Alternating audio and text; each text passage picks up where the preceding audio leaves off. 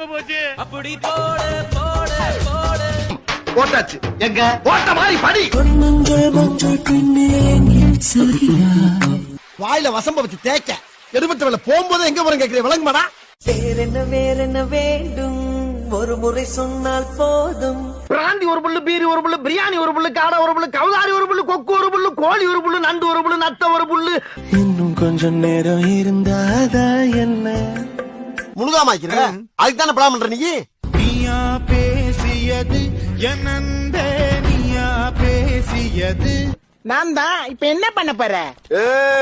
யார் இந்த முயல் குட்டி? ஆபீஸ் போறதுக்கு டைம் ஆயி போச்சு. நீங்க வேற ஆள்கிட்ட கேட்டு தெரிஞ்சுக்க. அடியே என்ன ராகம் நீ